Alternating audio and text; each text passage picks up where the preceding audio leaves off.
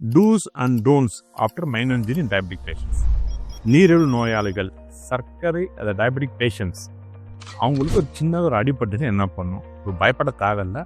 எல்லா சிறிய புண்ணும் எடுத்தோடனே ஊந்து வந்து பெருசாக போகிறதில்ல. உடனே நீங்கள் அந்த புண்ணு இருக்கிற இடத்துல நல்லா உங்கள் வீட்டில் வெதுப்பான தண்ணிச்சு வாஷ் பண்ணிவிட்டு கவர் பண்ணிக்கோங்க.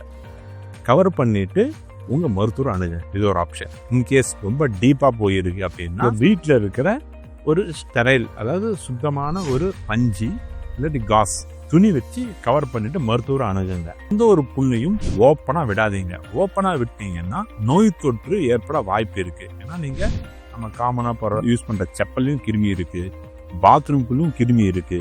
அந்த மாதிரி கிருமி உள்ள போச்சுன்னா இன்ஃபெக்ஷன் ஜாஸ்தியாக வாய்ப்பு இருக்கு. ஸோ அந்த மாதிரி ஏற்பட்டுச்சுன்னா நீங்க வந்து சிம்பிளா ஒரு ட்ரெஸ்ஸிங் போட்டு மருத்துவரை அணுகிக்கோங்க. இது பண்ணாலே பெட்டராக இருக்கும்.